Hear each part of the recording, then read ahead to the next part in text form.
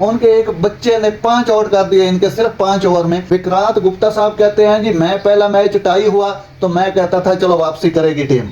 दूसरा मैच हार गए लेकिन बुरा तो लगा, लेकिन मैंने कहा अभी टीम वापसी करेगी। लेकिन तीसरे मैच में तो इतना बुरा खेले, हद ही कर दी कि टीम इंडिया 26 ओवर में आउट हो गई। नाजरीन, आज बात करेंगे टीम इंडिया की। टीम इंडिया वाकई एक बड़ी टीम है, इसमें तो कोई शक नहीं है।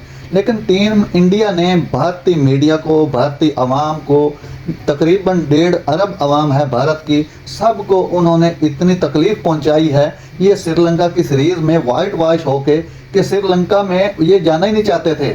सारे खिलाड़ी कहते थे मैंने रेस्ट पे जाना है, मैंने रेस्ट पे जाना है। ये गरूर तकब्बुर की बातें उसको टीम ही नहीं समझ रहे थे। लेकिन आज जो श्रीलंका ने इनके साथ किया, पूरे भारत में मातम जैसी कंडीशन बनी हुई है। भारतीय मीडिया को सुने, विक्रांत गुप्ता साहब जो कि बहुत ज़बरदस्त जर्नलिस्ट हैं, उन्होंने भी इनकी खूब छित्रोल की है कि ये टीम अभी वर्ल्ड कप में कैसी खेल रही थी तो अब इनको क्या हो गया। विराट कोहली पे भरपूर तनकीद की गई। विराट कोहली 3 मैचों में ही LBW हो गए, कोई परफॉर्मेंस नहीं दी।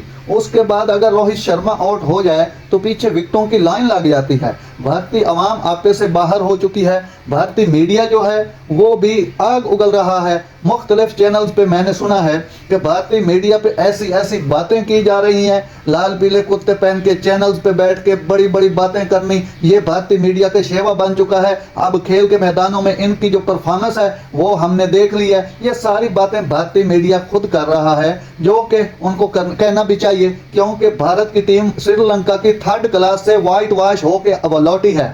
जी हाँ, ये भारत की बड़ी टीमों में शुमार होता है, टॉपर टीमों में शुमार होता है भारतीय क्रिकेट टीम का। अगर श्रीलंका की 3rd क्लास टीम से वाइट वॉश हो जाएंगे तो उसके बाद भारतीय अवाम और भारतीय मीडिया का तो कोई कसूर नहीं है। उन्होंने तो अपना रिएक्शन देना ही देना है, उनको तो तकलीफ इन्होंने पहुंचाई है, वो तवक्का ही नहीं कर रहे थे। विक्रांत गुप्ता साहब कहते हैं जी मैं पहला मैच टाई हुआ तो मैं कहता था चलो वापसी करेगी टीम। दूसरा मैच हार गए लेकिन बुरा तो लगा, लेकिन मैंने कहा अभी टीम वापसी करेगी। लेकिन तीसरे मैच में तो इतना बुरा खेले, हद ही कर दी कि टीम इंडिया 26 ओवर में आउट हो गई। ये 50 ओवर का मैच था, टीम इंडिया 26 ओवर में आउट हो गई। उनके एक बच्चे ने 5 आउट कर दिए इनके सिर्फ 5 ओवर में। तो इस तरह ये टीम कैसे जीत सकती थी? इस तरह तो टीम इंडिया कभी भी नहीं जीत सकती थी। नाज़रीन, इस तरह भारतीय अवाम और मीडिया की जो बातें हैं वो गलत नहीं है, वो ऐसे नहीं कह रहे। स्कोर कार्ड पे चले जाते हैं, वही पिच थी जहां पर इंडिया के खिलाफ श्रीलंका ने जबरदस्त बैटिंग की, पहले विकेट में 100 की पार्टनरशिप लगा दी।